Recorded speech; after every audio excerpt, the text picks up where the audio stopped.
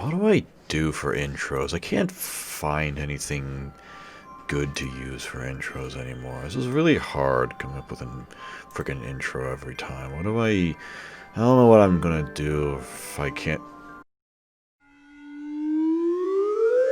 Getting retweeted by Amelia Watson. I don't know how much they paid for this commitment. Repeating the same punchline. Priceless. Or in other words, this episode is brought to you in part by HIDIVE, an anime streaming platform for modern anime, classic anime, modern classic anime, and a certain current anime that people have a lot of opinions on, I guess. Watch it all in HD, uncensored, dubbed or subbed, and from whatever device you want. Go to the URL hidive.com/LP/RA2020 and get 30 days of unlimited anime for free. Tutoru mofos, welcome to the Our Anime Podcast, or if you're a returning listener, welcome back. Nice to see you all, hear you all. Nice to know that our sound waves are reaching you into a post-2020 year. But before we, move on into the next year, the 2021 year, we're actually going to reflect a little bit on what happened in the past, because we've made so many memories in 2020. It's time that we really reminisce on how great it was, how wonderful it was, and of course that means we're talking about the previous anime season, the fall 2020 retrospective, talking about all the anime that we might have watched, or maybe other things we might have done. I don't know. We'll see what we do, how it goes. All right. And I'm hosting this one. It's me, your boy, Koga939. Everybody knows it. Also known as Mozilla Fennekin, or now just a star symbol shape on Twitter. And joining me in this retrospective is Sha. What's good, guys? Happy 2021. Woo! Sha. I wanted to make a pun on your name in Hades, but that doesn't work.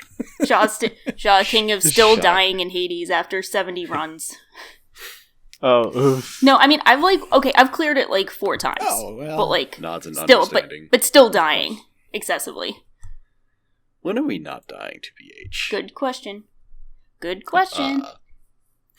And also in this episode is Panic. We in it. We did it. We're here. We made it. Nice Christmas avatar, Thank by the you. way. Merry Christmas, Panic. It's Merry always Christmas, Panic. Christmas is a state of mind, It's always, you know? Yeah. That's pretty wholesome. I feel that. Yeah. I actually do feel that way. Every Christmas is Christmas when we get to one record day. together. Yeah. We specifically have a thank Christmas you. song Love that you. says the Christmas lasts all the way till Easter. I don't know why. Instead of What about Christmas in July? Christmas in July. hell yeah. Instead of forgetting to take down Christmas decorations, it's forgetting to take down your Christmas avatar. Yes. Yes. I have certain Christmas decorations that are just up all year. Because it'll be Christmas again next year. Why take them down? And also, that bear that made me laugh is Panda Venture. Hey, good to be back again. Yeah. Or as we like to call him, Panda Bear now. Appropriate for the season. Uh-huh. So the first anime we're going to talk about is probably the biggest, well, not even probably, it's definitely the biggest anime this season. One of the biggest anime of the whole year. Been pretty popular and really successful, and people seem to really like it. It's Jujutsu I Kaisen. confirm. I really like it. I had not... Nice. That is good to hear. I also I really hadn't like started it. this when Same. we did Nice. the impressions. So this is like one of a couple shows I started after we recorded that. That's great to hear, because I didn't watch another episode after that. But I really enjoyed it. I thought- it's So thank you for making it's progress really- for me. It's really well made. The characters are very likable. I like the dynamic of the main cast. At this point in the show, they haven't really been together for 5 episodes, and I miss them. At least half the runtime. I forget their names because they haven't been there for 100 years, but I miss them, boy and girl, who aren't the main boy. What is it, Megumi? Isn't his name Megumi? Oh, right, yeah. Is that his name? Yeah, it It's is. Megumi And then and Nobara? the girl. Fukisaki, Whoops. Yeah. the girl. girl. Whoops. with the hammer, Whoops. the hammer time powers. Dr. Whoops. It's a great cast. Pretty cool concept too. Like have it. I think Nyx described it very early on as reverse Dororo. Dororo? What was it called? Dororo. Dororo. Yeah, you got it right the first time. Dororo, Dororo. I was getting confused because of the other show. No, I think they mean I think he means the samurai Dororo. The samurai one, not right? Dorohedoro. I know, I was just memeing. I thought it was confused. I was just adding to the chaos to confuse you even further. Honestly, I don't see a big connection between it and Dororo, besides, like, I guess body parts, but I think it could probably be compared more to Dorohedoro than Dororo's. Wow, this anime really makes you feel like you have body parts. Because like in Dororo, he's killing demons to get body parts back. This guy's like eating the body parts of another demon. And he gets stronger and stronger. Yeah, it really makes you think. Yeah, it really says a lot about society. Is it bad now when I hear someone say eating, I think like he's eating something? Eating the body parts. Consuming. Yeah. With 2 O's. But no, yeah. It's a pretty nifty little setting. He's got these cool mentor characters. Like the including a panda. Everybody seemed really hype about the panda at first, and this far into the show, he hasn't done a single goddamn thing. He hasn't even talked barely. He really hasn't. We need more does, panda. Like a parkour in the OP, and that's it. That's why everyone likes it. That's the coolest thing he does. So fucking overrated. Wait, he's voiced as an animal, but maybe he's. Bro, cool he's later. on the podcast right now. What are you doing? I like it's okay. I'm not offended. Panic. Pandas are esteemed guests. How dare you? Panic throwing shades. We've been here for like 5 minutes, and he's already taking shots. Now Panda Avenger will have to avenge the pandas after I threw shade. Panda's about to come out of nowhere and be like, "Excuse you, I fucking hate spiders. How dare you?" He did say that once. He did. I did say that. That is kind of warranted, though. The worst Spider Girl design or whatever at some point. Damn. Oh, I don't know about I'm that. not a fan, I mean, to be Spider honest, Girl yeah. designs kind of set a low bar, so I think she's at least the best by default. Good. Fair. Thank you. Yeah, I mean, I've seen some We will shit. continue this discussion probably This is in the a next family-friendly Impressions episode. podcast, so we can't talk about the other Spider-Girl designs. Not yet. At any rate, I'm hoping the panda redeems himself later. Yeah. Becomes I think cool. I'm with you guys. I really like it so far. I do think it's kind of, I don't mean this, okay, it is a negative thing, but I don't mean it that negatively. I do feel like it's kind of, it's a bit cliche, but not in a way that really bothers me. Like, so far it's been kind of like the standard setup for Battle Shonen series, but I don't find myself being irritated by that when sometimes I normally do. And I do think it looks really fun. It's really fun to watch. I think the cast is like on a good start, but I do want to see more of a dynamic between them, because as you said, we haven't seen them together in like 5 episodes. But I do find them likable enough thus far, so I'm definitely excited to keep going. And I think the last episode of the fall season, where they concluded the fight against like this sketchy like edgelord guy with like the 2 different eyes, like that loser, I forget his name. He's irrelevant, fuck him. But like that dude, like that was pretty cool because, you know, I really wasn't sure if it would lead to a character death, and then I was really happy it wasn't. So I feel like that kind of reassured that like I'm really invested in this cast and I just don't want to see them die, which is always a good sign. Main guy and what is his? He's Yuji. Yuji and Kugisaki, they have this instant friendship, him and the girl, like poking fun at Megumi.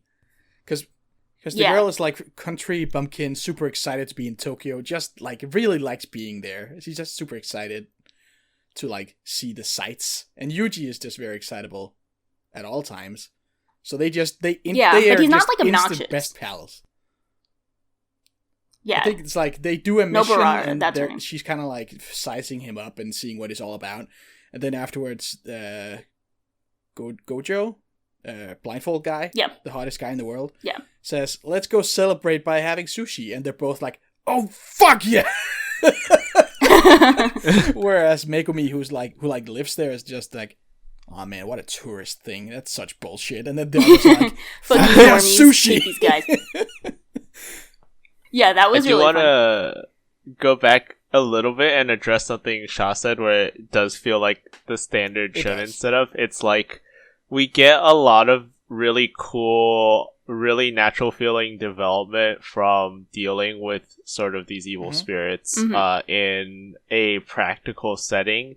And then the show's like, oh, now it's gonna be time for the school tournament, and I'm like sort of dropped out of my immersion. Like, oh yeah, I mean, I guess it's hype because I get to see them fight each other, but also it's sort of like, I'm excited man, to see them. I don't get to see. Excited to see them fight each other, because right now they have a lot of powers that are very good at fighting and killing a demon. But it's like, how is Hammer Girl gonna battle whoever?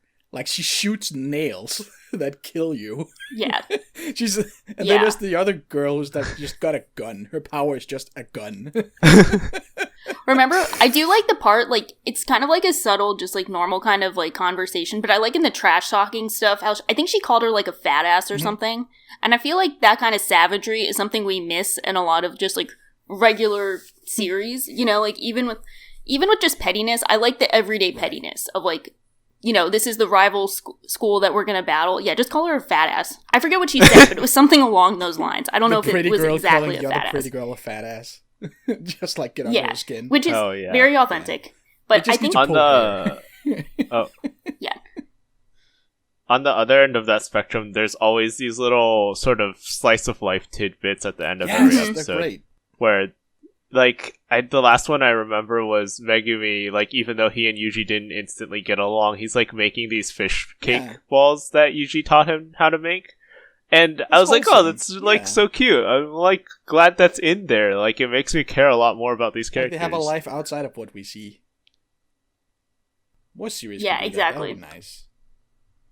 Yeah. So far, I think my favorite character, and probably a lot of people's favorite character currently, is the 9-to-5, what's his name? The worker guy? Nanami. Yeah. Who's like, okay, I'm ending this fight before 5 because that's when I clock out. And it's like, oh, the fight is over. I'm working overtime. He just powers up. Yeah.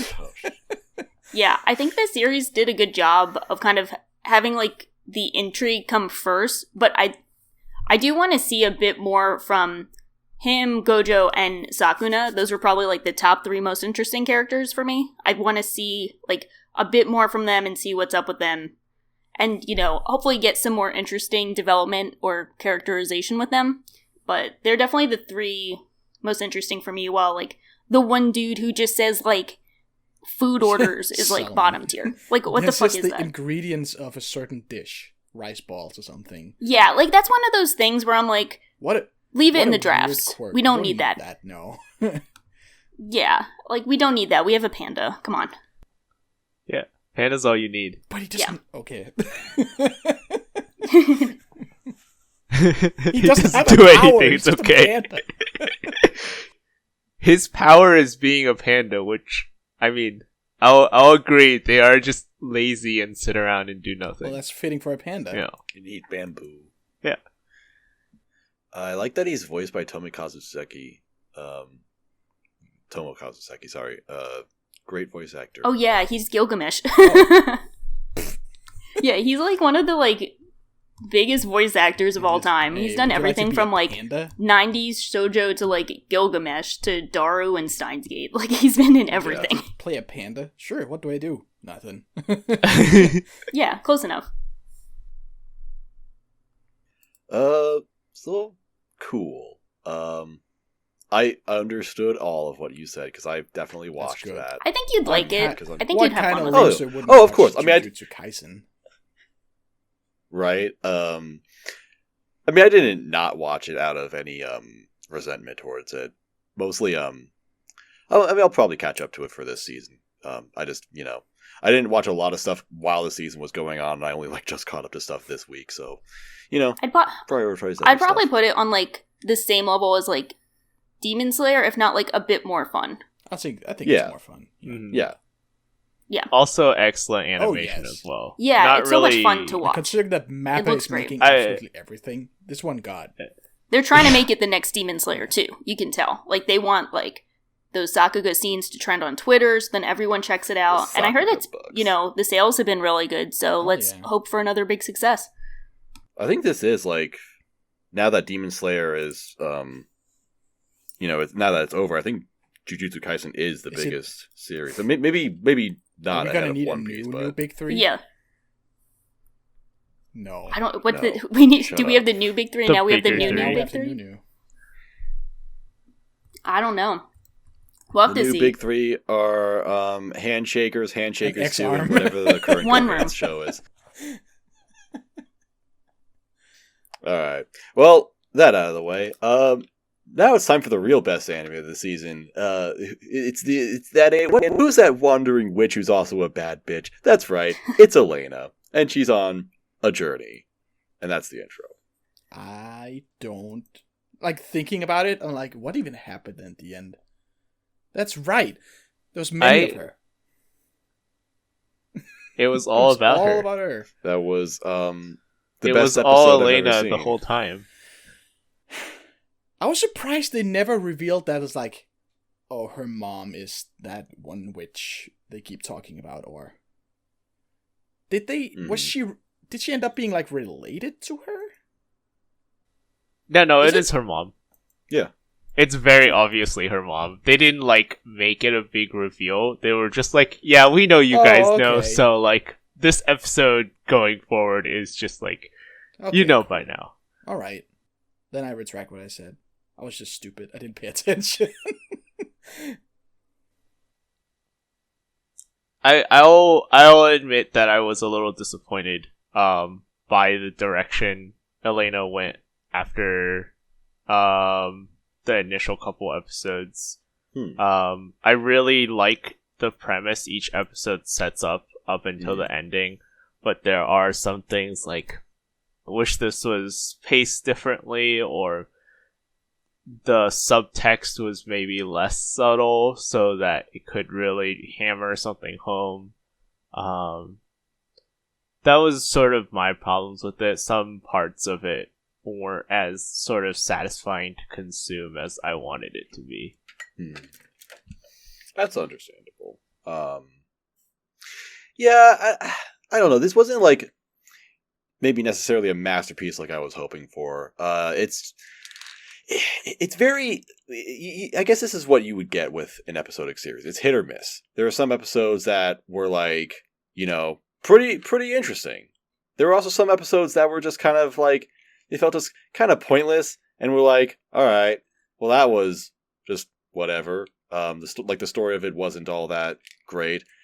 Fortunately, that wasn't too big of a problem at the end of the day because I just love Elaina as a character so much that I was able, like just however she would react to whatever or how she would go about her business was always very fascinating to me, and I loved it. So even the weaker episodes, they'd be enjoyable for whatever reason. Elaina absolutely carried the show.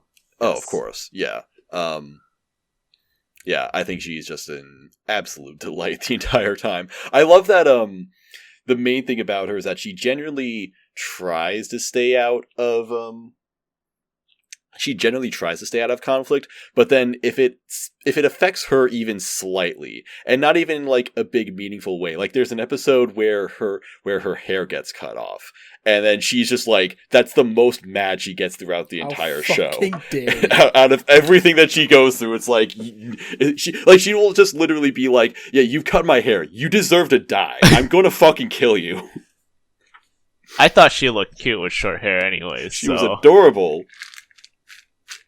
But she also looked like a small child, so now a person with a guts avatar is going to call me a pedophile on Twitter. Oh no. How dare you. Not the guts avatar. It's the principle of the thing, It's like, maybe she was like, oh man, I actually look kind of nice with short hair. But it's my hair, and I did not decide to cut it off. You're getting that shit back. She was very unhappy. That doll was fucking ugly. I would be really upset if someone made that out of my hair. That's what you made? Yeah. It's like, at least make something good out of it, my dude. Double offensive. How dare you? I do like, even though some episodes felt inconsequential with that last episode, even if I could nitpick problems about it, it did sort of show like she had decisions to make, and those could have taken her down darker paths, different paths, potentially her leaving with her dying. And even the smallest choices you make in life can like make huge differences, which again is a really cool message. I do just wish it hammered it home, but I think it also brought up maybe some of the episodes I didn't like as much initially for me. Mm-hmm. Yeah, speaking of that episode where she gets a haircut, that is like the conflict of the last episode where all the Elainas gather around together, but then there's an evil Elaina. It's the one with the short hair. She never recovers, and she's just permanently She also angry. never grew her hair. Oh, so someone she never grew her hair out. Someone was upset that was like, I can't believe the evil Elaina is just the one that never got over having her hair cut. And apparently what happens is that specific timeline, she goes to the time travel town, which she went to after the hair in our timeline. So she goes to the time travel town first, and then immediately loses her hair, and that's what pushes her over the edge. As opposed to resolving the hair incident and then going to the time travel town. Is this in the book? Yeah, so they don't state it outright, but that's actually like implied through dialogue. So it was like really weird. But apparently it was not solely because of her hair. She's not quite that shallow. It seemed a little strange to me that our Elaina, as the 15th or 16th to arrive at the gathering of Elainas, everyone is willing to label her protagonist Elaina. It seems very un-Elaina for all the rest to just be willing to give up that title. Well, they specifically said it's because she had no defining characteristic. Shouldn't they just be bland then? I guess that is why they did. I think it is. Yeah, that's true. There was a joke about it. It's like you're super boring. You have no defining characteristics. You're not special at all. Protagonist. Yeah. I love that last episode though. Like that was definitely my favorite. There's like one of everything, and then there's episode three of the just whole hiding under the table, being super PTSD. Why are there three of them? Depressed Elainas. And she's like, how the fuck did you even get here? Like, you're afraid of going outside. Why are you an adventurer? I just thought like it was just like I really love how stuck up Elaina is, and the show itself really reflects that, where like every other character in the show is also simping for Elaina. Like you got Saya, who Elaina kind of tutors her a little bit, and then Saya is like endlessly devoted to her. And Saya is me, IRL. She is me in this show. I am Saya. I'm simping for Elaina all the time. Saya, marry me. Yes. I loved the episode where Saya is in Elena's body and is just licking her reflection. Like you would do if you saw your crush in real life. You just start licking them. I was listening to what were their fucking names? It was the Otaku Spirit podcast, I think it was, and one of them said that they assumed that the Elaina that's like super in love with herself in the last episode, that's actually the body swapped Elaina. Oh my god. And I totally buy into that. The one who wants to have like an orgy with all the Elainas. Great. Yeah. Like 14 of me, 15 of me. Oh my.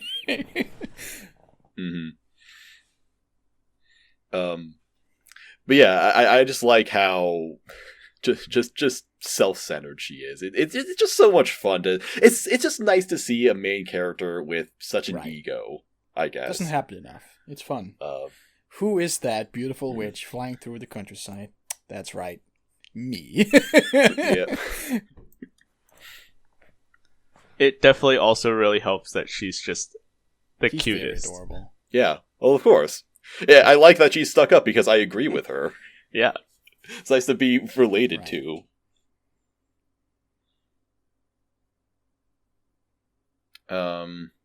Anything else I thought I would have something more specific to say. I guess I will say, like, if I had more of a complaint, it's that I do really like the last episode for tying all of the individual episodes up in some sort of way.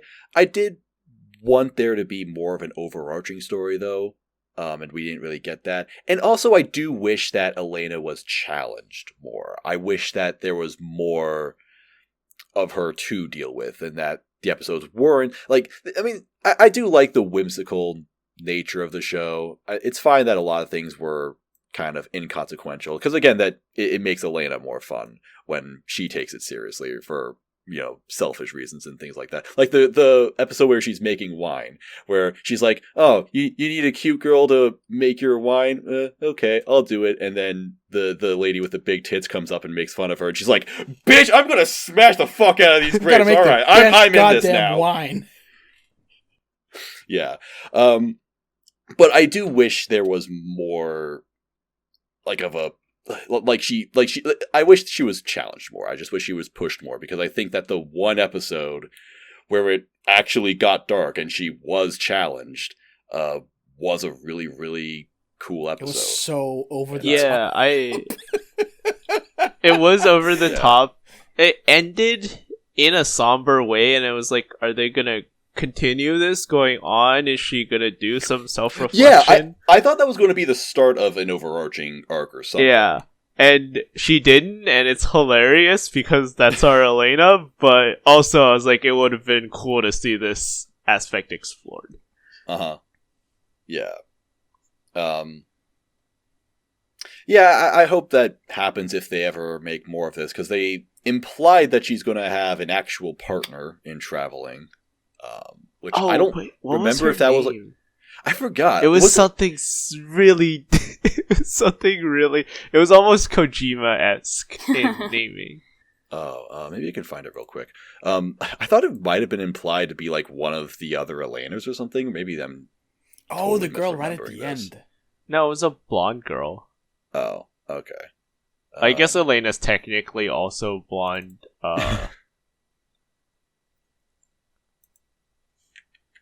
I will pull this episode up right now. Yeah, it was like another girl with, like, she had short silver hair, and I thought it might have been the she is. Elaina. She does have silver hair.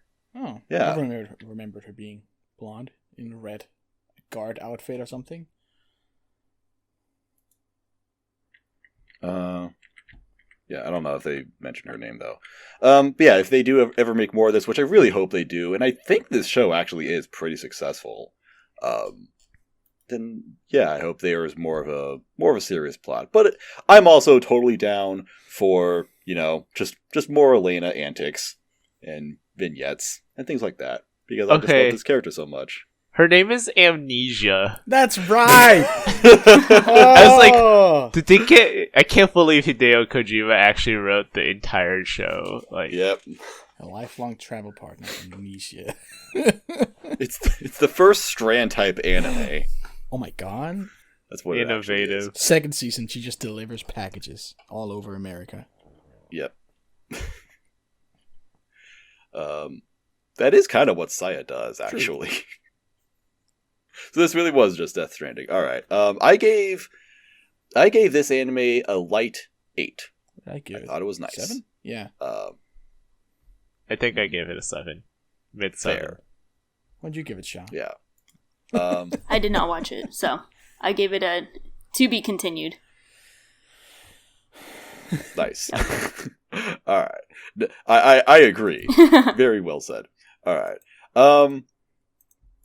Okay, well, this next one, next on the list, was another pretty popular one, and I guess what is now being hailed as, you know, the one show that Crunchyroll didn't mess up or something, I guess, because people actually like it, even though it's one of their originals. What, really? It's Is it a Crunchyroll original?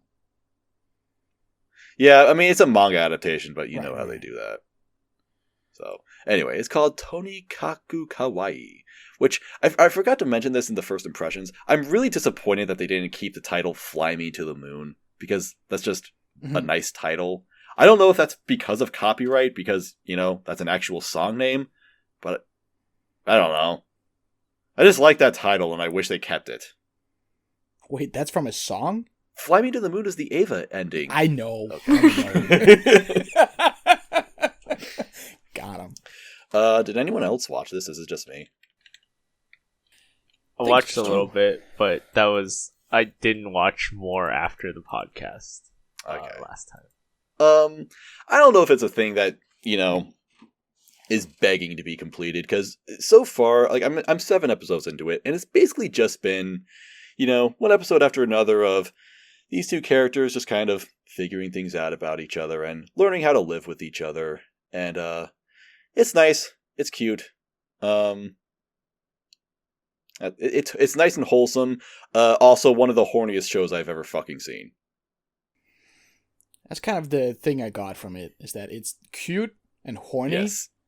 and they're married, and yet they never have sex. Which is the worst part about it. It's like, even in anime, you can't even have sex if you're married. It's like... I mean, the main character is Continues. like the show does everything in its power to not just outright say that the main character is just going to jack off to his wife or something. But there's like an episode where they get a camera, so he's just like furiously taking pictures of his wife from every angle, and says something awakened in him that day. And I'm just like, I know what that means, show. You don't have to be sneaky. But I thought something awakened in him. I can't first believe the episode man where he loves his just wife point and blank finds her attractive. Yeah. Right? What a fucking degenerate, taking pictures of his wife. How disgusting. Cancelled. Gross. But other than that, yeah, it's just been it's a nice, alright rom-com, I guess.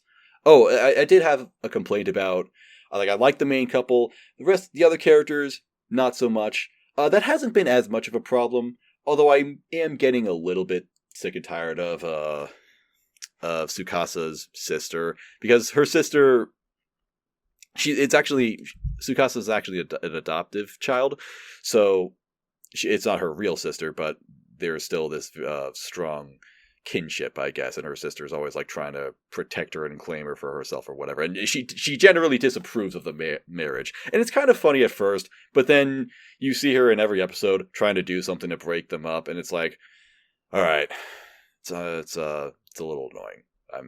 I'm over this now. It's not funny anymore, and that's it. So I hear it gets weirder later on. Can you confirm or deny that? I cannot confirm nor deny. I probably haven't gotten that far in. So, man, would it be a perfect segue? Speaking of not funny, the next show. Oh. Speaking of not funny, I'm gonna turn down my volume before I get to the next show. well, yeah, that's it for Tonikaku. Next we have a show that is not Tony nor Kawaii. It's just death and suffering and bad. It's Kamisama ni Natta, aka The Day I Became a God. Not the day I became God like I was saying for 3 months and only just now realized. Which is just one more thing. So how did you like it? Which is just one more thing I hate about it. Thank you. Sounded like Yeah. you had a good time. Sounded like good I had an vibes. experience with it. Right. So, Are you saying people don't watch anime to be extremely mad about it? Why would I would not know about this I experience? feel like that's the only reason to watch anime. do you actually remember anything is the question, I guess. Well, yeah. So this How drunk did you get? as the story goes, Oh, as no. what Panic is alluding to.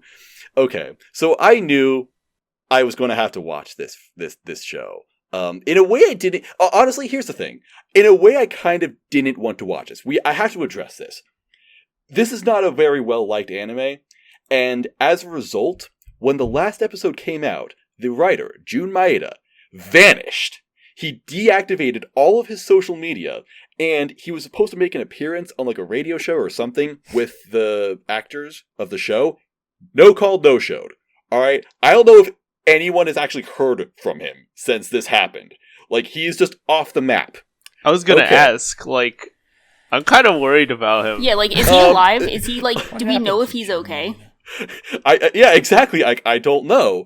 And you know, like, I mean, I had every intention of finishing the show from in the first place, but when that happened, I'm just like, oh, God, do I really want to? It's like it's like a 20-year-old dog that had kidney failure and then got hit by a car. It's like, do I really just want to do anything at this point? It'd be like kicking that dog, you know, watching this show and then shitting on it. I don't know. So I would at least like to preface this by saying that I don't think that Jun Maeda is a bad person. I don't think that making bad...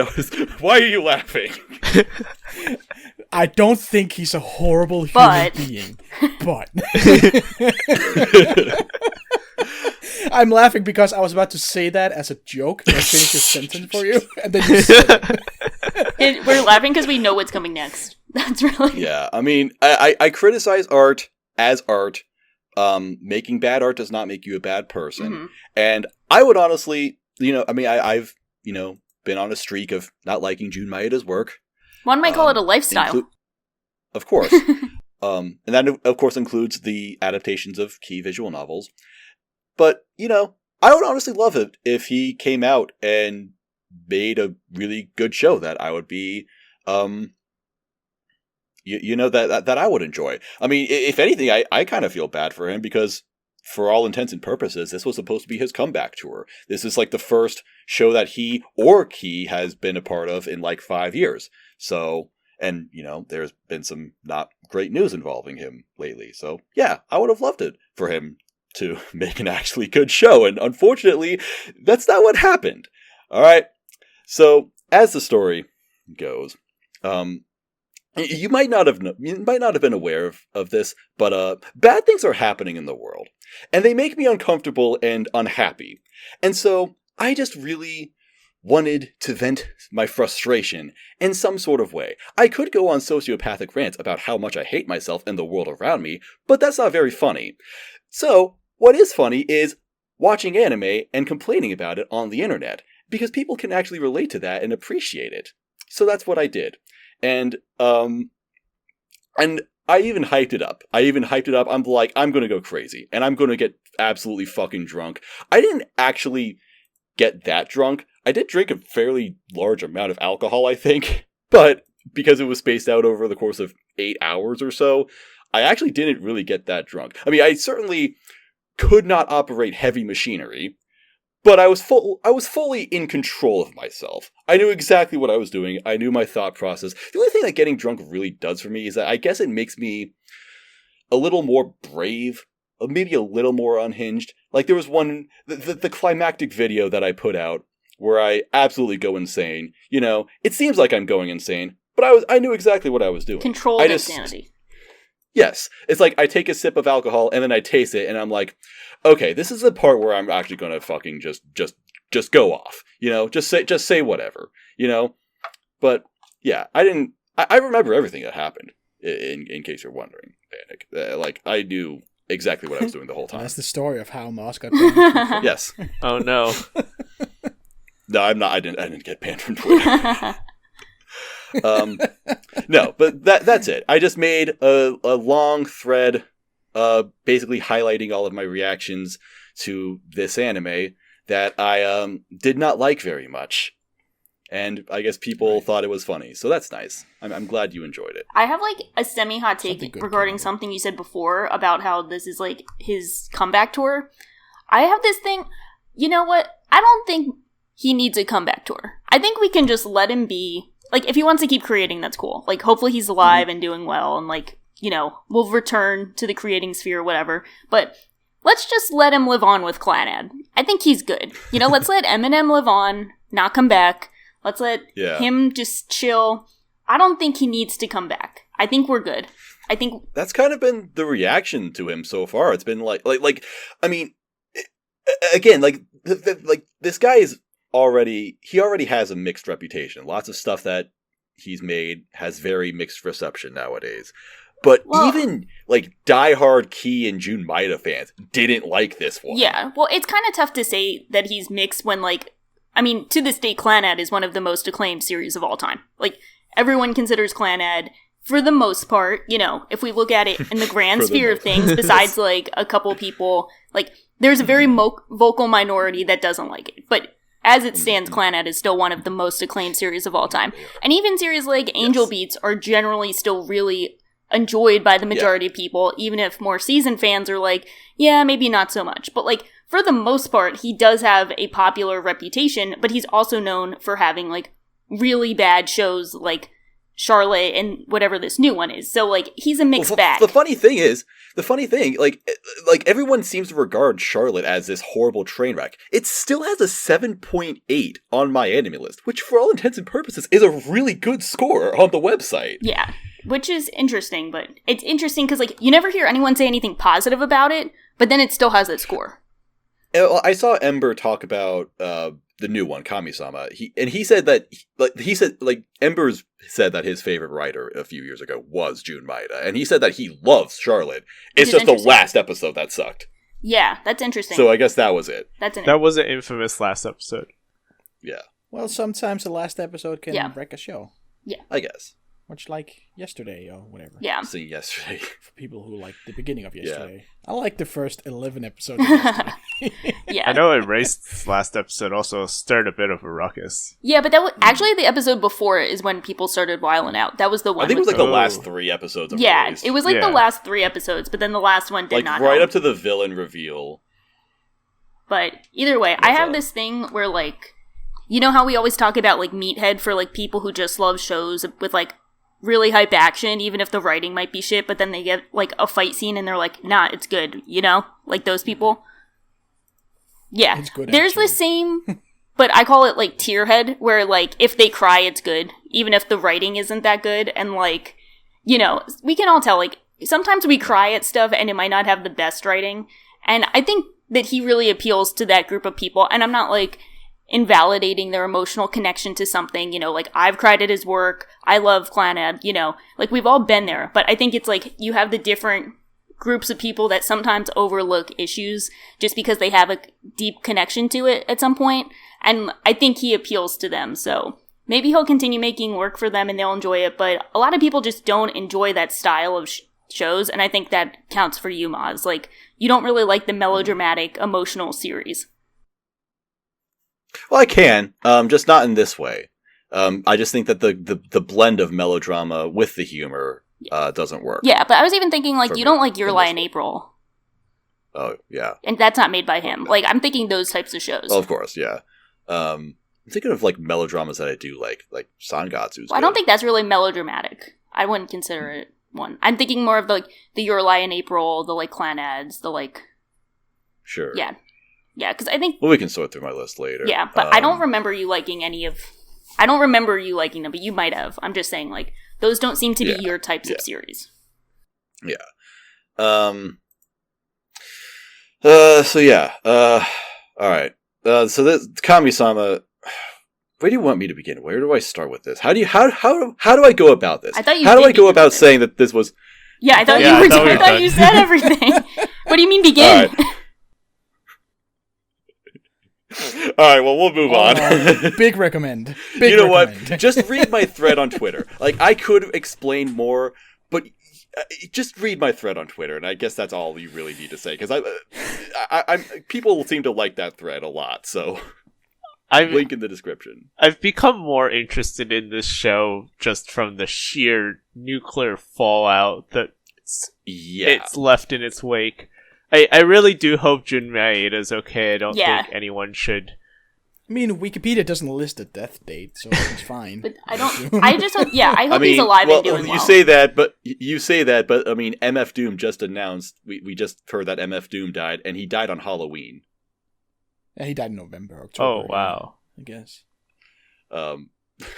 Sorry, I didn't mean to make that grim. I'm really sorry. I really hope Jun Maeda's okay. But I will say, I'm going to say, to kind of vaguely hint at something that does happen in the end, I don't really think that, even despite all I said, I kind of think he deserves some backlash for what he did in the last couple episodes.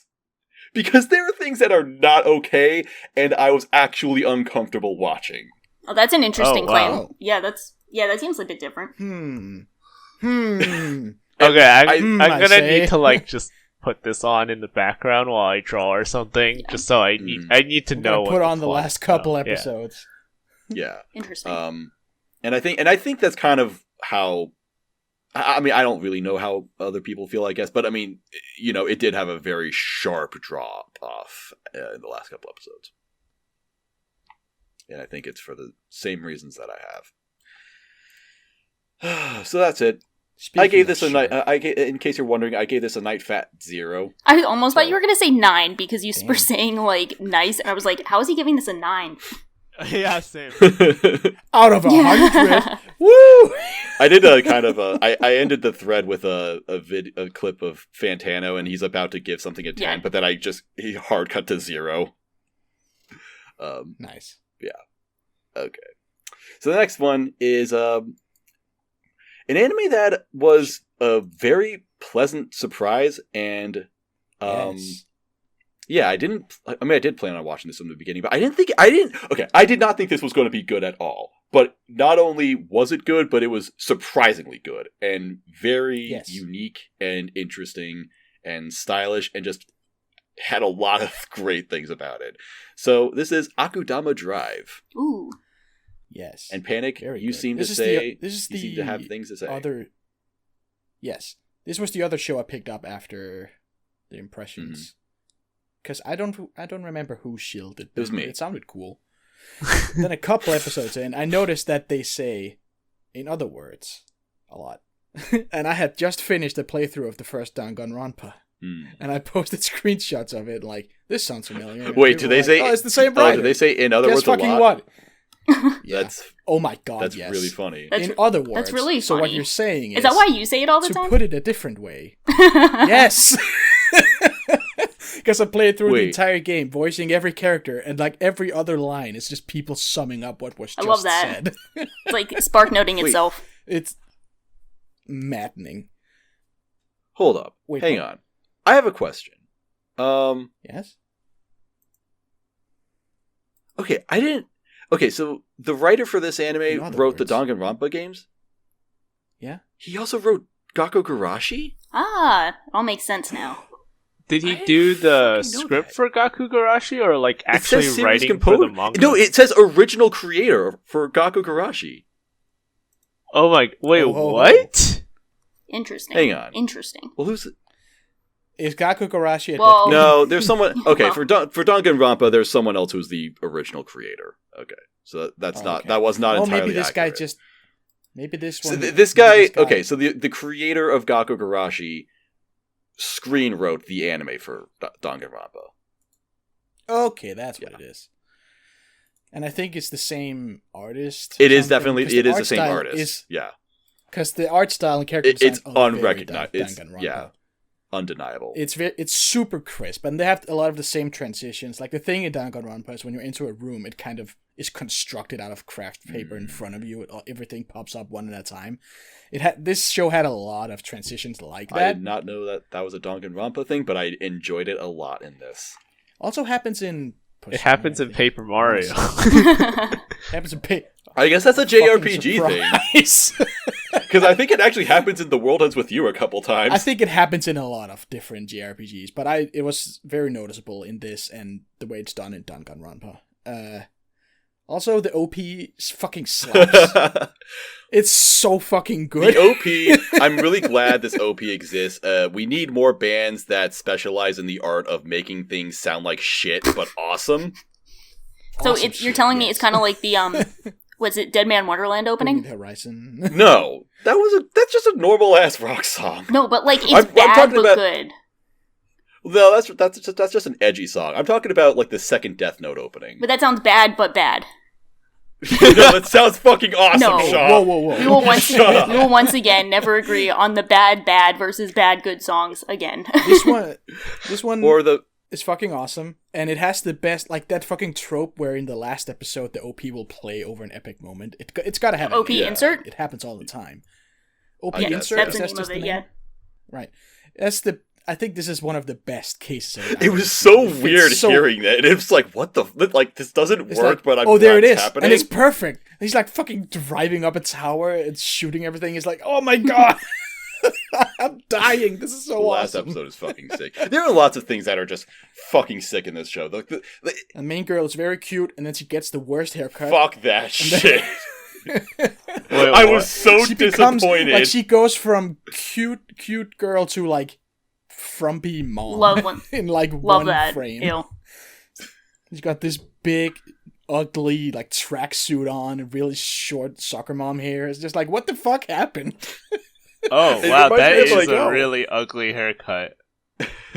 I was like, it can't possibly be that bad. That's not a bob. She didn't get like a bob cut or does not anything, fit did her she? whatsoever. No, she gets a just like- short. It's a haircut. pixie cut. Oh, because those can be cute, but if they mess it up, But it it's can look really bad. bad. It They can look can be very cute. Karen This one without the right wasn't. hair. Right. She No. became a Karen. That's The worst exactly case what she scenario. did. But then, like, you grow to like it a little bit better by the I'm end. sure it looks better in motion. One can hope. Yeah. Like, it just had a very fun ensemble of characters. It's like, who's on whose side, what happens. I mean, I just keep comparing in my mind to Danganronpa. People dying left and right. They're a big group. Who kills who? Is it? It's very similar in that So is it a respect, death game? Would you say? I would say. Would you say that it's the Junie Tyson of the season? I haven't seen you anytime. What are you talking about? Why haven't you? What? What? What are you doing? I thought I you Go mean, guys have watch seen Junie Junie Tyson and Tyson. come back to this podcast. Fine. watch One Room 3 while you're at it. Watch them both at the It same won't time. take What? much longer. So I'll Akudama, watch that and Gintama, then I'll be back. Okay.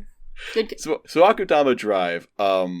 To I guess explain the show a little bit more. Not even to explain it more. I'm just saying random words at this point. There's a thing I really like about it, and it's that it starts off one thing and then kind of drastically changes, but not entirely. Like, it doesn't completely like the ending of the show. The last episode still has lots of the things that you see in the beginning of it, but basically, the first half of it is essentially this very like crazy hyper action. Suicide Very Squad. stylish, very animated crime thriller, basically. Right. And then the second half of it kind of becomes this high concept sci-fi. And that might seem weird, and it is a very risky Yeah, transition, yeah. but I think they actually handle it really well. Like, It I was goes from, surprised by how much I cared about what was going on Right. in the end of It goes from like Ocean's 11 meets Suicide Squad to like Cyberpunk fuck the government. Nice. Yeah. Cyberpunk fuck the government, also like this weird like Also pseudo religion. lightsabers, also also parenting, I guess. Yeah, I guess it's very interesting because the show starts with just like it's just craziness. Like the first episode is just nonstop crazy things happening. Episode 2, nonstop crazy things happening. People are fighting each other. It's super animated. There's like oh man, the first fight with the executioners was just a joy to watch. It was just the Yes. ultimate. I have no idea what I'm watching, but I am definitely having fun with it. Ultimate, It's you so say. sick. Yeah. That whole final sequence is awesome too. Um, It's like much more low energy, but it's epic. So yeah, I like that it starts off as just I liked it at first because so much crazy shit was happening, but then I don't know if it gets you thinking about things at the end, but it's just interesting. Would you say that it really says something about society? Maybe, I guess. I didn't think about it too much. Maybe it's just because I've been trying to watch so much anime that I didn't give much time to think about it. This show really did say ACAB by the end. I will say that it felt surprisingly current event Yes. inspired. I don't know if that was intentional, because original anime can take a long time to make, but wow. Yeah, like they wrote it a year ago and just predicted everything. Hey, I mean, some anime, I would say like people would nowadays say Lane predicted so much about the internet, and that was written like... Well, Akira predicted predicted not everything only about 2020. yeah, Akira not only predicted the 2020 Olympics, but the cancellation of the 2020 Olympics. Yeah. It's true. Akira remains top one at predicting post-apocalyptic events. top 2, because The Simpsons is, of course, undefeated. The Simpsons is a post-apocalyptic event. Oh, fair. Well, that's what happens when you have a show where everything has happened in it. Yeah. You just predict. Become what you fear the most. There's nothing left. But yeah, this was a good show. I liked how much it got done in 12 episodes. It didn't feel like a lot of original 12 episode shows where, you know, you kind of get the impression that there was supposed to be more, but they cut it off at some point. No, it felt like a good 12 episode series. It was very original, but also you could see lots of different inspirations for it. So it was very creative, and just nice to look at. It was just a unique show that was nice to see in a regular season. So yeah, I gave it an 8. What'd you give it, Panic? An 8.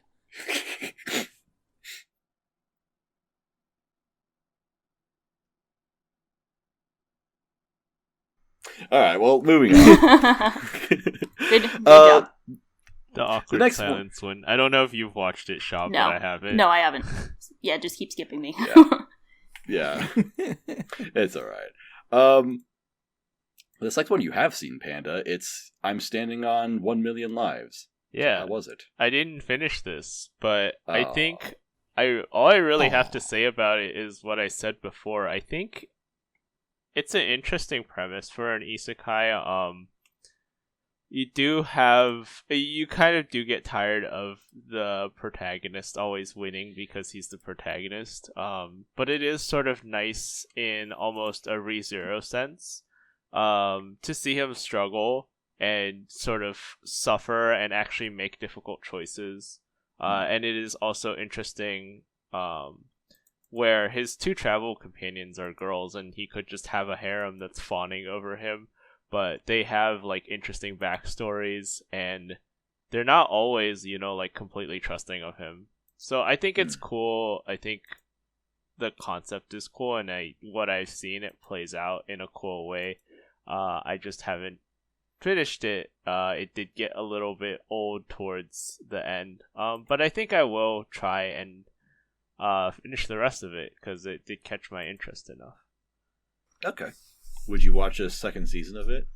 Probably not, unless the ending's really good. Okay. Well, there is going to be a second season in summer, if you're interested. Oh shit, well, I might as well see if the ending's good. Yeah. Standing on 2 million lives. It's a lot of 1 lives. 1,000,001. They're going to add 1 at the end of it. Just a period or an exclamation point. 1,000,001 Dalmatians. And this is another one you finished. I guess a lot of these are ones that you watched. Next one is Assault Lily Bouquet. Oh man, the not Madoka show that they're clearly. It was really funny. Towards the end, so I would say like people. This is from Shaft, so people are expecting at least it to look good, and I will say I think that it looked very good. The girls have massive hips, which is really ridiculous to look at. Comical. Especially when they're, like, talking about serious things. And I'm just like, how do you fit through the doorway? How are you alive? I do think they also backloaded a lot of the cool, almost Sakuga scenes. So I think it was worth finishing.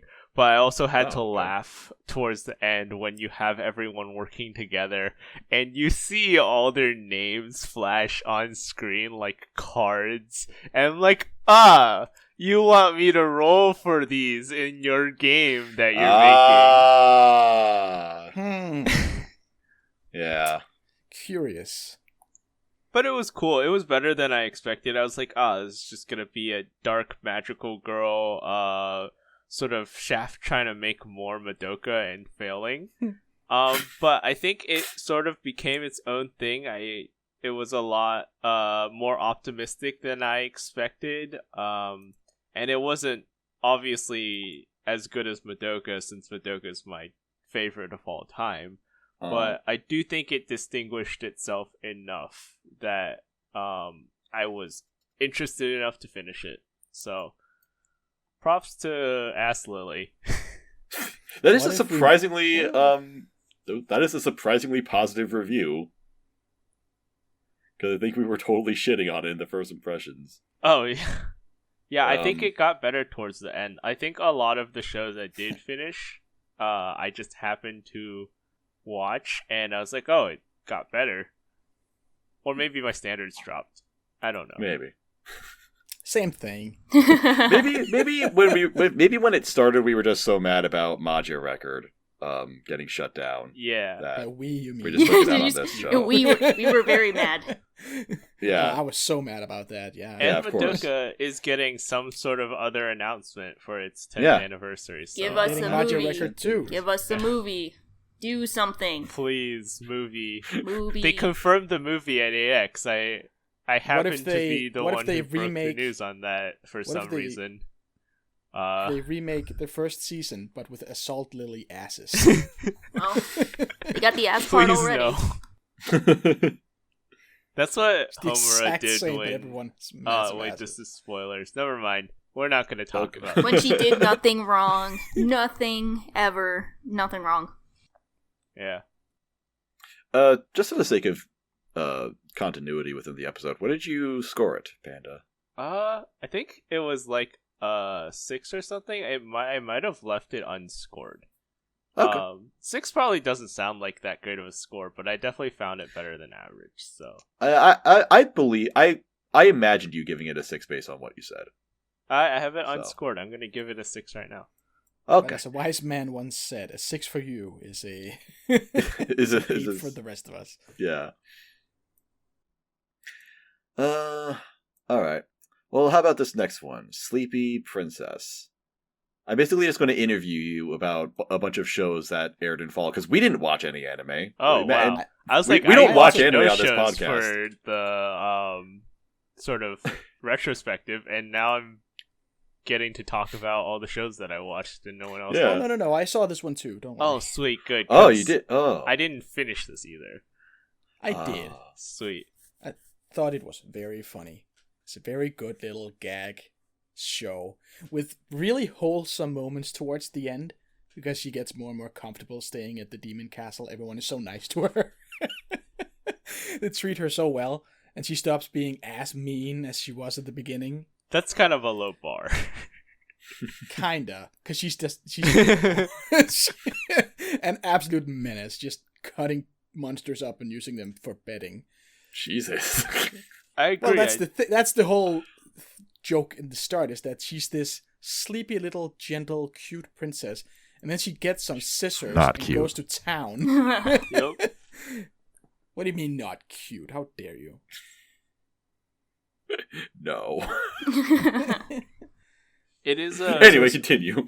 really funny show. I think the designs, every time I look at the designs like still by themselves, I'm like, holy crap, she looks like a literal fly. Her eyes are massive.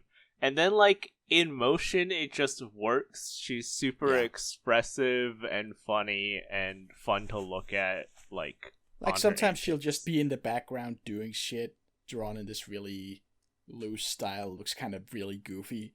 Yeah. There's like, she will just be at, like, whenever they have these big long table demon leader meetings, one of them, you hear something in the background, you don't really know what it is. There's some horn going off in the background, and then it cuts to her just lying sideways on some chairs with a boo-boo sailor. Just blasting it for no fucking reason. They also did a really good job of like introducing new characters naturally and like in a creative way that like the whole joke didn't get old very quickly, because it's literally just her in the demon castle trying to sleep better, and that can go wrong in all sorts of ways very fast if you don't keep it fresh. It's actually like, you think, well, what do you need to sleep? Good sheets, good pillow, good covers. That's it, right? Nah, they find a way to have like 700 different things. Yep. Like, oh, she sees a soft cloud out the window. I want to sleep on that. and now we gotta get the harpy to fly me over there. And the harpy is just so lonely. All she wants is a friend, but she's just being used by this cruel princess. I liked it a lot. Had really good comedic timing, very good voice acting. Yeah. Gave it an 8. I haven't finished it, so I haven't scored it yet. That I'll probably be a little lower than an 8 since I haven't put myself in the mood to finish it yet. But it's pretty good. Would recommend, absolutely. That's high praise. Very nice. Very cool. Okay. What is next? Oh, this next one's actually me. I actually did watch this one. Okay. This next anime Wait, no. is what? Did I read the list wrong again? Am I a stupid idiot? Was it we're about to say Kuma? Yeah, Kuma, Oh, sorry. Kuma I thought Bear. you were jumping straight to Talentless now. Yeah, I did read the list wrong. Uh-oh, stupid idiot alert. Oh, stupid. Yeah. All right, let's go with Kuma Bear. I have also watched this, but since you said that you did, I thought you'd want to start off on your thoughts, what? Maz. No, I didn't watch this. Oh, one. you It was didn't? the next Oh, one. oh. It was well, no, I was talking about the next one that I saw. Well, I just read the list wrong. Dang this it. this show wasn't great. I enjoyed it. I think I'm a sucker for like shows where you have these parental figures taking care of children, and I think that's sort of what Kuma Bear becomes. You see that you have a little bit of that Elaina where you just have this person who's OP and can do whatever, sort of as the isekai protagonist. I mean, I guess that is the isekai power fantasy.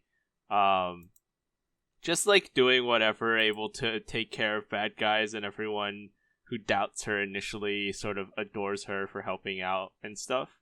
And then it does go into sort of like talking about family and sort of making sacrifices. And I thought that was really sweet. But, I mean, it's got lollies everywhere, and I'm not like, I don't dislike lollies, but like, it's just so much. Gotta watch out. Yeah. Guts Avatar got your number. She just gets like a lolly harem, and I'm like, well, this is a little weird.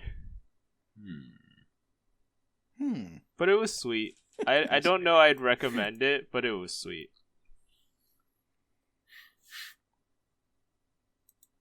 Alright. Sweet. You did finish this whole thing, right? Yeah. What'd you rate it? I have left a lot of my completeds unrated, but let me look this up. How would you do that? Honestly, it's not even that big of a deal. I just asked it for... I have this unrated. I'm not sure what I want to give it. It might be a low 6 as opposed to a high 6, like with Assault Lily. Understandable. That's fine. Alright, so now we do actually have the next one that I saw. And it is Munou na Nana, or Talentless Nana, or T-Nana as I call it. Not to be confused with the actual show called Nana. Yeah. So I did not watch this for the impressions because the plot synopsis seemed so bad. Like I every season, or at least I try every season on my second channel, I preview the whole season, go through all the stuff that's about to come out right at the beginning of the season, and I just kind of, look through it, maybe read the synopsis or go through the staff, see what I can find, and that's how I pick out the shows that I watch. And I came across this, and I read the description of it, and I just talked so much shit on it because it seemed so generic, so bad, so lame. And I'm just like, this is ridiculous. This seems like the worst thing ever. And I'm going to read you the synopsis, okay? I'm going to let you decide for yourself. The synopsis that I read at the beginning of the season, because it's different on Mal now, but I found the old one. All right. It is the year 20XX. Earth was assaulted by the monsters that would come to be known as the enemy of humanity. In order to deal with this threat, special schools, composed of teenagers with extraordinary abilities, were formed. These people, who came to be known as the Talented, had abilities that could defy the rules of reality. Among these people with supernatural powers was an outlier, an individual who was sent to one of these schools despite having no innate special abilities whatsoever. This is the story of our protagonist, who attempts to defeat the enemies of humanity through the use of intelligence and manipulation alone. And that is the whole description. It's about aliens? Okay, I would totally watch that because it sounds like that rumor about how like the initial My Hero Academia premise was like Deku, but he's Batman.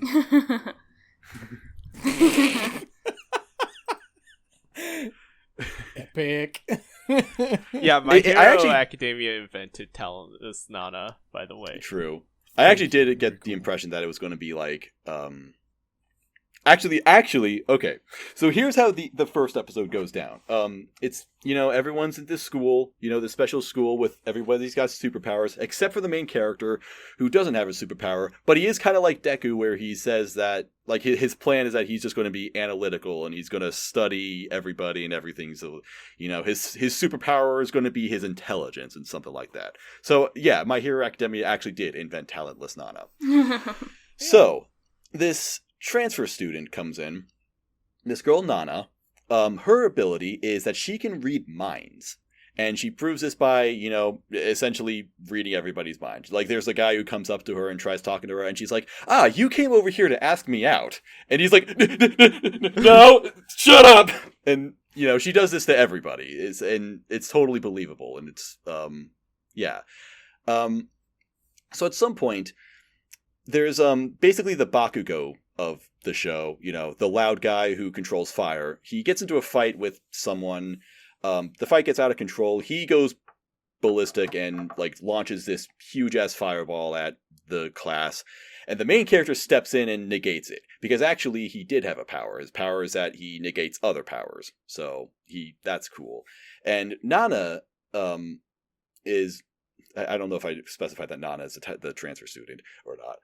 But Nana takes an interest to him because she says that, being able to read minds is very exhausting because she hears everybody's inner voices, and it's, you never get any peace and quiet, So these two go alone. They start bonding. They're out onto this nice little, I guess, getaway. It's on this cliff by the ocean, and it's nice. And Nana says, when I hold your hand, I realize that your power actually works. Yeah, I can't hear anything else, and it's really great. It's finally quiet for the first time in my life. And the main character realizes that, he's getting really into this girl, and yeah. So he asks Nana, he's like, hey, do you want to know what I'm thinking right now? And she's like, yeah, I do. And then she says, you're probably wondering why I'm about to murder you right now, and then throws him off of the fucking cliff. That is not the main character. Nana is the main character. She does not have an ability at all. She cannot read minds.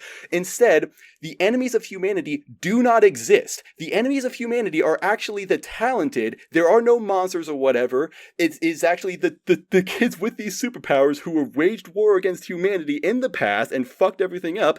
Somehow the humans won, and instead they were sent onto this exclusive private island school to be murdered. And that is the plot of this show. Nana comes over there so that she can murder everybody. Huh? Dope. Yeah, that was very... When I saw that people were actually getting really excited about this show, I'm like, okay, what the fuck happened? There's no way that show that I thought was so terrible and so generic and typical and boring, there's no way that was... I don't know, something's wrong. Something was very, very wrong, and I realized that, they made that synopsis as generic and non-specific as possible. Right. That's kind of cool. Yeah. So did you end up super liking it? I didn't super like it, but it was good. It was actually a pretty good show. I gave it a 7 because it's a pretty cool, I guess, murder thriller where, Nana has to just outsmart everybody and kill all of them, and it's pretty cool. It unfortunately doesn't have an ending because the manga is still ongoing, so it does have some sort of conclusion that's kind of nice, and by nice I mean that she suffers a lot. There's a lot of suffering in this show and lots of bad things happening, and it is comically edgy a lot of the time, so you kind of have to buy into some things to appreciate it. But yeah, I actually did like it. I'm being sold on this. Yeah, so am I. Yeah. Well, I'm glad. So yeah, that was a nice, pleasant surprise this season. No, and I guess it's nice to know that my predictions aren't always right. Sometimes I'm completely dead fucking wrong and look like a complete idiot. So nice hornswoggling, Nana. Yeah, fucking got him. That's it, I guess. So the next one is Panda once again. It's the Climbing Girls show. Oh yeah. So I think in the season preview, I sort of said I found a lot of it to be ridiculous, and I'm gonna take that back because I think it set up in a ridiculous way. It was like, our main character is just extremely naturally talented at this, and she's beating everyone.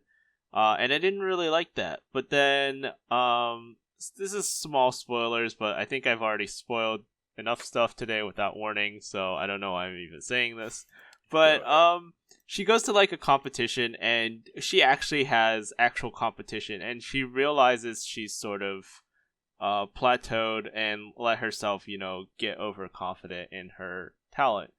And so then it goes into the typical sports anime, like training arcs. How do I get better? I'm not improving as much as I'd like. I'm frustrated with myself. And I think the later half of this show is where it really shined for me. And I was legitimately getting hyped and invested in if she would actually beat these times, and if she would figure out a way to shore up her own weaknesses and be able to climb faster, or like be able to solve the puzzles better. So yeah, I was super surprised by this. I'm gonna look up my score right now because I don't remember it. But I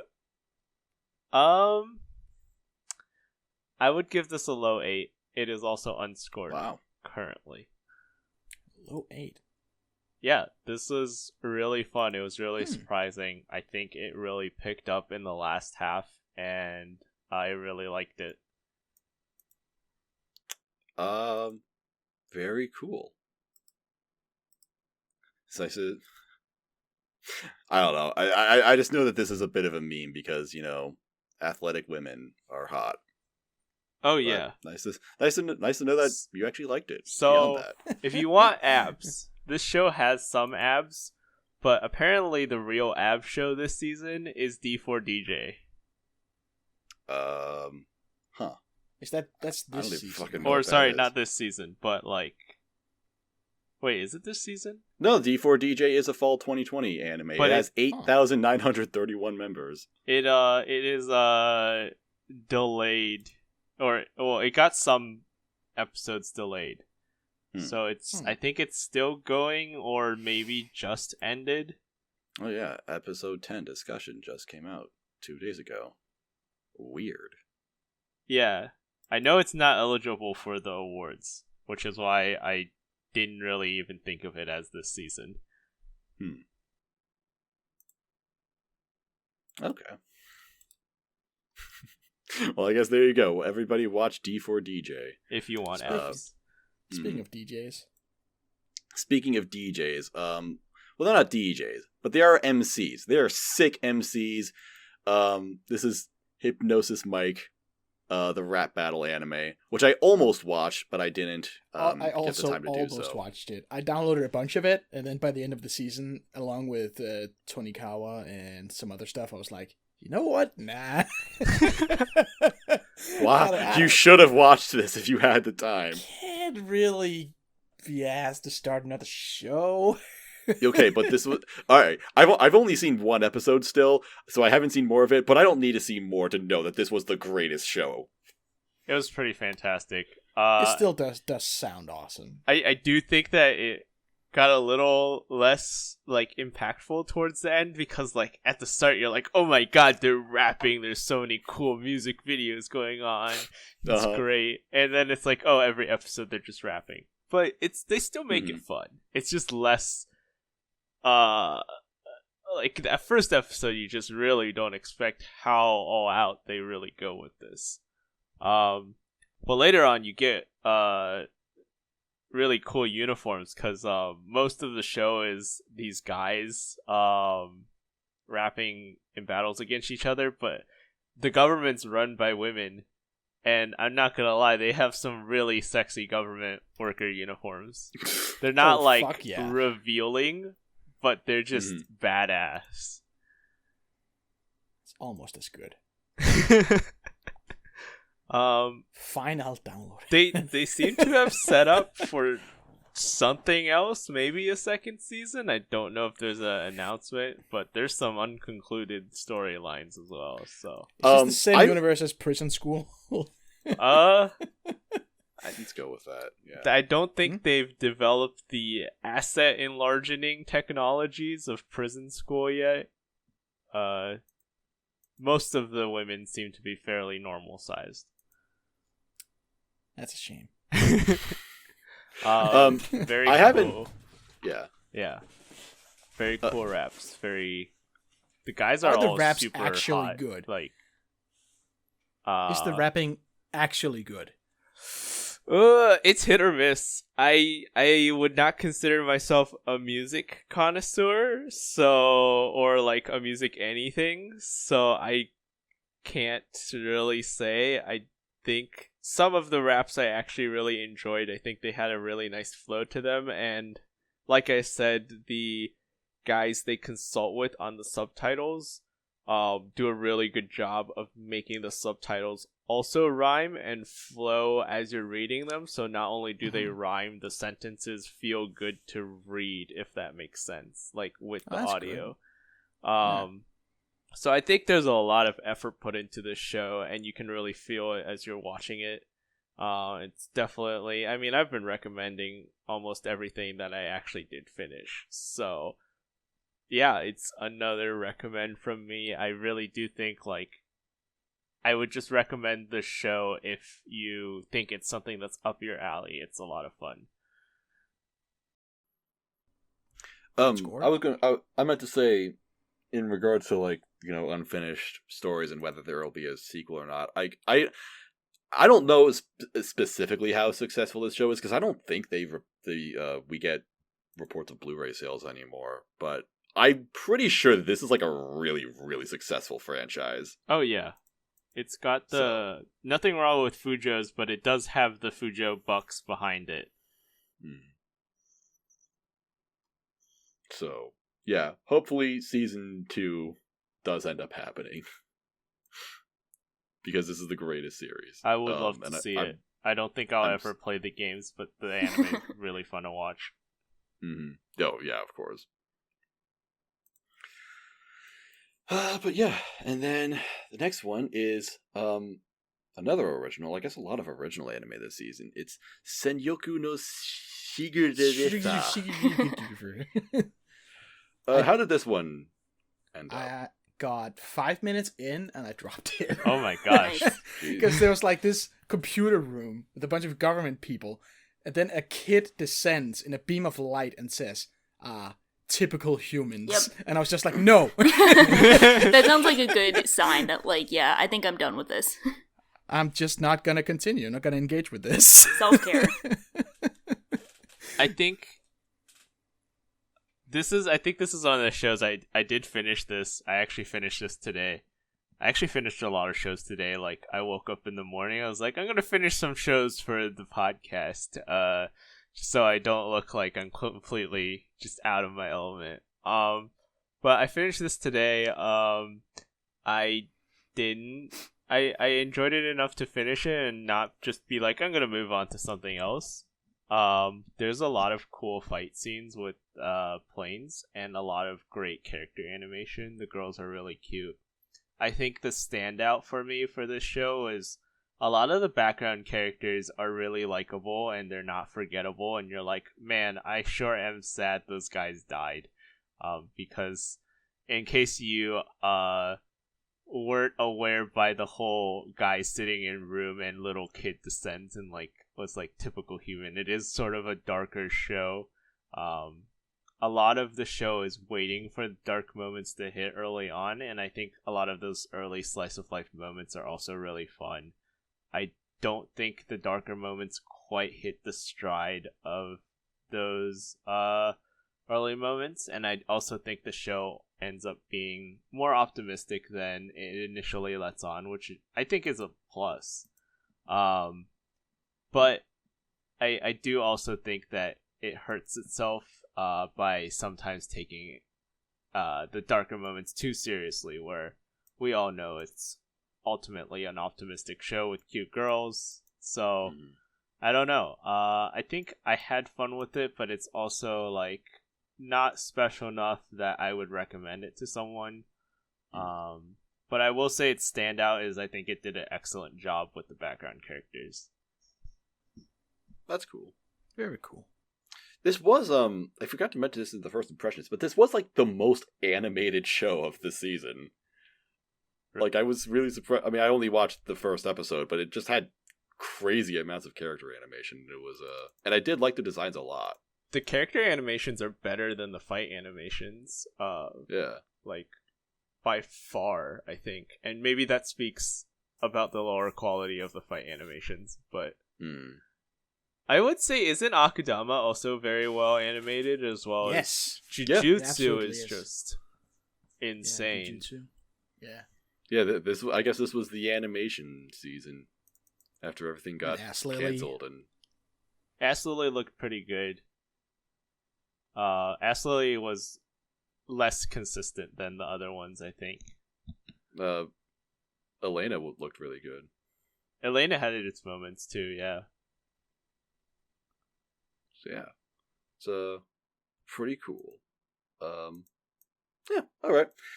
And then the last of the, I guess, new single core shows, even though we also had Jujutsu Kaisen in the list, is this another original anime called Taisou Samurai, or Taisou Samurai. Not really sure why there's a difference in spelling for the names. I don't know. Maybe I have to watch the entire show, because I'm only 7 episodes into this. Haven't finished it yet.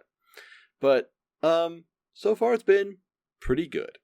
This, it's a sports anime by Mappa, an original sports anime about, and it's very clear that they're kind of trying to do another Yuri on Ice, because it also starts with the main character kind of on the decline of his career. He's like an Olympic level athlete, but he's on the decline of his career.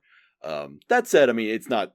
That's basically the main similarity with Yuri on Ice, along with the fact that there's a very young, up and coming prodigy who's like just super edgy and just hates everybody. But yeah. But aside from that, this one is pretty good just for having different themes about, I guess, just having passion for doing something. And also, it's a very cool, very touching father and daughter story, because it has lots of like the middle episodes that I've seen had this conflict about the main character having to be away from home, which for the most part his daughter has been okay with it, but also she kind of reaches a breaking point, which I thought was really nice, because a complaint that I had for Kakashi Goto a couple seasons ago is that the Hime in that one was very okay with everything and just was like the perfect daughter-ru who would just be happy with everything happening. Like it didn't matter. She's like, yeah, it's okay. Love you, daddy. And the girl in this show starts off kind of like that, but again, she kind of reaches a breaking point where eventually it's like, all right, you know what? I'm not okay with everything. And that was I'm really not nice. okay with it, daddy. So yeah, it's a nice original anime that has these touching moments. It's also very funny and kind of weird sometimes. The best thing about the show is that the family has this very bizarre bird that can talk, and it's a majestic creature where everything it does is very funny and interesting. Like there's a clip of it eating corn, just eating entire corn cobs, and it looks hilarious. It's always talking really funny and saying weird things, and they're just like, shut the fuck up, bird. We'll send you back to South America if you don't shut the fuck up. Is this Tamako Market? Well, no, because the bird in this show is actually really enjoyable, and the best thing about it, as opposed to the worst.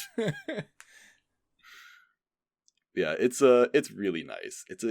So if you're looking for an original sports anime, so far it hasn't had a super big focus on the sports. It's, I think, more about a story of personal growth and also just being away from home and I guess kind of having to make sacrifices and also a little bit of coping with loss because there's a dead mother sort of thing. Unfortunately, it has a few personal touches that make it worth watching. I think this has been a good show so far.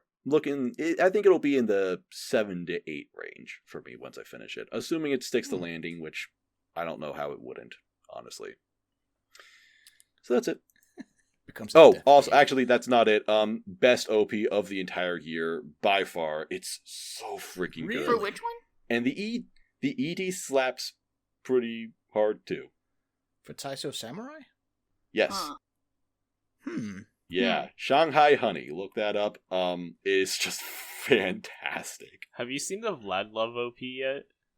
I have not. But when I do, I will count that for 2021. That's fair. That OP is fantastic. I'm actually really looking forward to Vlad Love. I saw the preview for it, and I'm like, all right, well, this is going to be either the best or the worst show of the season, and I'm all for it. They took it was originally like a VN, and they took it and it's like, yeah, let's just make the main character a girl. It's Yuri now. Let's go. So that already is like not the Yuri bit, but the fact they just changed it because they wanted to. I was like, yeah, that's hype. The Yuri bit is also hype, but it was sort of just like they're confident, they know what they're doing. Cool. Yeah. All right, and then we've only got a couple more shows to go left. Yeah. It's the sequel corner. So the first one is the 30th season of One Room? Third. No, third. Third season. Well, how was that? How was it? I'm dying to know. I need to be caught up on the lore of One Room. Shockingly, I did not finish it yet. What the fuck? I completely forgot about it. So I how could you forget about One Room, the most important anime of sorry, our generation? Okay? I saw half of it, then I got distracted for some months. One Room is literally the One Room of anime. It really is. They're in more than one room this time. Well, I think they've been in more than one room, but I haven't watched the other seasons. I was like, man, wouldn't it be really funny if these guys convinced me to watch One Room Season 3 and I watched the entire thing? And then I got really into watching it. So did you? Are you going to watch 1 and 2? I don't know if I'll watch 1 and 2, but 3 was freaking good. There was... the office lady was super hot, nice, and she had 4 episodes just devoted to her, and I was like, man, this is great. I love this. This is Kino, as they say. It's really a pog moment, if I do say so. I looked it up, and all the fan art is of the little sister character, of course, and I was like, well. Guys, I think the little sister is in the first season too, and she's the one who has the big shower, dinner, or watashi. Yeah. I'm like, guys. Come on. That's who that is? Oh. Yeah. I don't know why I didn't make that connection. They have some recurring characters in One Room. And the first season also has the best OVA of all time, where it's just episode 1, but everybody's in swimsuits. It's the same exact situations, but in bikinis. Amazing. It's awesome. Amazing. What if they did like something like Endless 8 like that, where it's the same episode but they're wearing different outfits each time? Oh my god. That would be Great. so sick. Someone should I do would watch that. Yeah. Wonder Woman season 8. Just gotta wait a couple more years. Wonder Woman 3rd season. I'm wondering, what did I get? Oh no, Mel doesn't work. Surprise. I'm going to assume you gave it a 10 out of 10 because why wouldn't you? Yeah. Probably. I mean, it's a safe bet. All right. Next anime is the 3rd season of GochiUsa. So how was that? Is it Is just this me Panda show? again?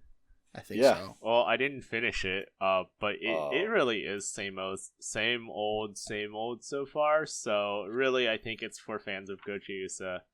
I have enjoyed what little I have seen of it. I'm about halfway through. I think the characters seem a little more animated this time.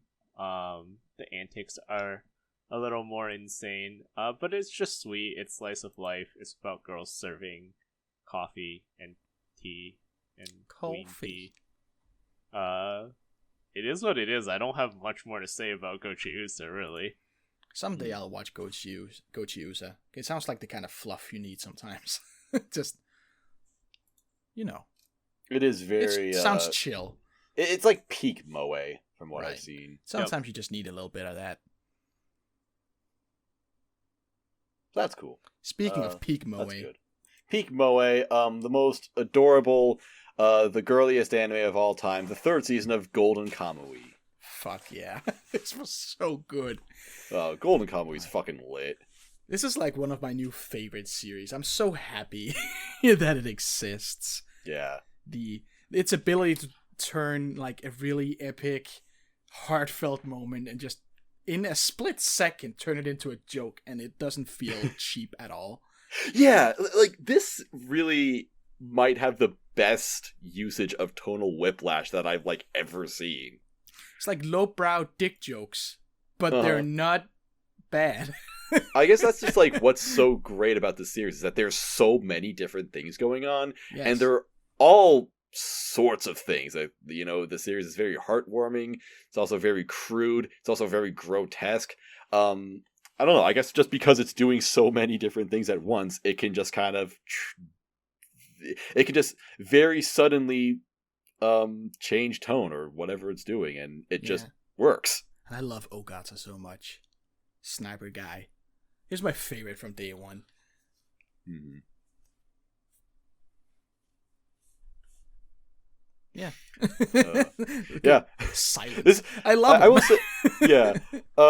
This season overall, I actually didn't like as much as the 2nd season. I guess just because this one felt like it was in a way like an in-between season, because the 2nd season ended with the immortal Sugimoto and Ashirpa getting separated. So a lot of this season was just these two, you know, trying to restart their journey and find each other again. And I think that personally, like a lot of what I enjoy about Golden Kamuy was Sugimoto and Ashirpa together. I think they just have one of the best relationships in anime. Like, because it's not really, I mean, they're definitely not lovers, and it's not like, I mean, it's not specifically like a brother and sister relationship either, because they're just so different Just from like each other. Partners. Yeah. It's just very unique. But it hits it hits things that you would see in like a brother-sister or father-daughter relationship, but they're, you know, not that. And I like forget, it. how old is the Sirpa supposed to be? I think she's just like a teenager. Yeah, for some reason, I always had this impression that she was like late teenager, but just short because She's just really fucking small. Yeah. Yeah, right. Like, she's not an actual kid. Mm. Right. At least I think. That's I what could be think totally too, but I wrong. couldn't find anything.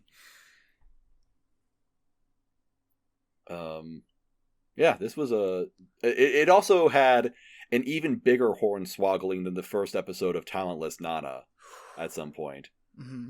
And the thing is, Tay told me about it. Like he alluded to something that happens in this season. He mentioned it on the podcast in one of the Attack on Titan episodes, and I was about to get mad at him because the entire time I was looking for this thing. I was thinking about it all the time, and I'm like, where are they trying to get me? Like where? Like when is this big surprise going to happen? And then it eventually happens, and I'm like, oh shit! What? It was so well done that I have to applaud it. I had to go back first time it happened. I was like, wait, no, that's a familiar name. 2 characters named the same? What a coincidence. That almost never happens. But yeah, this was just another great season. I gave it a 7, which is, Shit, what did I give it? Mal doesn't work. I want to say I gave it an 8. Lamau. Classic. Lamau. Oh, wait. I might have given it 7. an 8. I just wanted to differentiate it from season 2 because I thought season 2 was just a little bit better. Oh my god! And so the I way, gave that one an 8. the ED, the way it leads into like the cliffhanger at the end of every episode, it was so fucking epic. The ED is really good. It's really good. Really, really good ED. So, yeah, this was a great season. This is a fantastic series, and I really hope it gets more seasons. Yeah. Or I could just read the manga, which is probably even better, because that actually looks really good. It has incredible art. Mm-hmm. Yeah. And that's it. We don't have any more shows to talk about, right? Years And over. the last one, we're gonna perform some necromancy and bring Shaw back from the dead. Yeah, sorry guys. Because I 2020 this season. So it's fine. You've got better things to do, honestly. no, I don't know. No, I'm gonna say no, but I feel bad because normally I've seen like at least half of the shows, but this time like Panda said he's like, oh, I didn't want to be the guy who like didn't see anything, and I'm like raising my hand in the background like I got you covered. I'm here. Yeah, Panda's the one guy who actually watched stuff this No, I season. feel so bad because the 2 hype shows are like, Higurashi like is so hyped this season, and I just don't get to talk about it. And I'm sure all the Higurashi fans are mad at me because none of us watched it. Yeah. That's fair though. Sorry. But yeah, I mean, so Haikyuu aired, and Yeah, Haikyuu. That's a thing. it was probably the roughest adaptation of it thus far, and had a few like big oofy episodes. Some oofs. It had some oofs here and there, which is something Haikyuu fans aren't accustomed to, and I do think, Bit of a fucky wucky. yeah, it looked a little As they bit say. drunk, like a little whoopsie. But like, I think it's definitely a coronavirus situation. Like, think that definitely impacted the production. So I'm a bit more forgiving, but at the same time, it looked kind of bad at times. But they did nail the best moments, which at the end of the day is all that really counts. So Yeah. it's kind of like the weirdest mix of like definitely the worst Haikyuu episodes and then like some of the top 5 best like in the whole series. So like Haikyuu on a bad day is what a lot of series can't be on a good day. yeah, I mean, I do think that one episode, I think it was episode 2, which was like completely outsourced. It looks like, an average to below average Yeah, that seasonal. No. Unacceptable. That's doing average shows a disservice. This episode literally had a moment where the background Yeah. panned out and there was black. But You I could have see the seen black that on like, edge I've seen that of on the average background seasonals. frame. Like, yeah, it looked really bad. There Yeah. was some major oversights. Yeah, it looked very bad. Yeah, it looked very bad. So I don't want to give Haikyuu too much credit in that case. Like, I have seen seasonals look that bad, but like, it was very bad.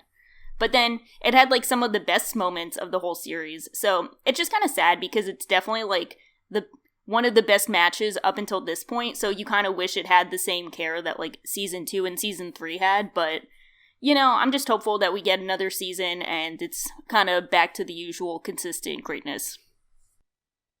Man, imagine if Haikyuu doesn't get another season. There's no I'd way be they very don't. I mean, surprised. I can't imagine them not, given the ending and the entire last episode was dedicated towards like, yeah, so like this is the next match. I just couldn't imagine it. And it's the most popular match in Japan. It's such It'll a get popular show, too, and like series. Yeah. Just- Don't worry, it'll get like 6 shorts and then an anime original movie. Don't you Oh, dare. no. Don't you dare speak it into existence, Panic. Yeah. So That's it. I've jinxed it. So I think it's sad because it's like a 10 out of 10 content-wise, but then adaptation-wise, it's like an 8 or 9, which is, you don't want to see that, but that's how it'd be in the 2020 year. Oh well. In the 2020. In 2020. Whoops. Yeah. But, Little oopsie poopsie. everyone join me in peer pressuring Maz to actually watch it because he puts it in a poll. Have you not seen Haikyuu? He put Maz, it in... if you No. get What the halfway fuck? through the second season, I'll start watching it with you because I haven't finished that yet. Okay, everyone bully I'll these watch two. Jujutsu Kaisen. Tyson? Jujutsu Kaisen? Juni Tyson. Juni That's what it Tyson. is. Jujutsu Tyson. Everyone an bully... old No, brain. only Maz, but also Panic. No, also Panda, sorry. Because Maz put it in a poll, and everyone voted for it, and then he said, okay, I'll watch Origairu. Like, no one wanted that. Including Maz. Put 4 options in there he had no intention of watching. Fine, I'll take Origairu. Did you watch Well- Origairu, though? I did watch Just it, season 1, Warlords. which is understandable. The first Loved season. every minute of it, as far as I remember. Well, hey, at the very least, now that I've finally transferred to a new computer and I have a much larger screen, I can actually watch anime and tab out of it and do other things and still have it open, which I couldn't do on the past computer, which slowed down my progress a lot. So, like, if I would want to, like, watch an episode of anime but also talk on Discord, I couldn't do both at the same time, so I would just, start watching something and then realize, oh, I want to talk on Discord, pause the episode, and then never play it again for 3 days. So, but now I don't have to do that. I can just do both at the same time. So now I'm watching a lot. I think I've watched like 40 episodes of anime this Wow. week. I watched the fucking God show in one day. I watched almost all of Akudama Drive in one day. And Tonikaku Kawaii, and Taisou Samurai. So yeah, Imagine. I can watch anime now. It's the dream. Actually, right here at the end, Our there's 2 anime shows mods are jealous. we forgot two shows. I was What? wondering. I was looking at the list and thinking, I saw more than this. Fire Force Why season didn't you 2 say ended. anything? Fire Force season Okay. 2 was good. Okay. Tamaki finally got a power Okay. up. Still annoying, but less so. And Is her DanMachi- power up like her? Is her power up like her boobs get bigger or something? I feel like that's what would No. happen. Maz, what the fuck? Can't believe you'd say something like Her that. boobs get about smaller Tamaki. then. They get smaller, in fact, yes. No, she just... I don't know. She found out how to hit harder with that stupid cat power she has. She can do something to activate it more. Whatever, standard Fascinating. shonen bullshit where, oh, you have a power, here's it a little stronger. She finally got that. So she's not completely useless now, I guess. We'll see. And DanMachi ended season 3. I still love DanMachi. Everybody else hates boy. it. This is fine. Yeah. I enjoyed it. That's it. Both of them got a 7. And Okay. also, another show started right at the end. The greatest show of 2021 had its first episode at the end of fall 2020. Vlad Love. Fate Grand Carnival. Oh, hell yeah.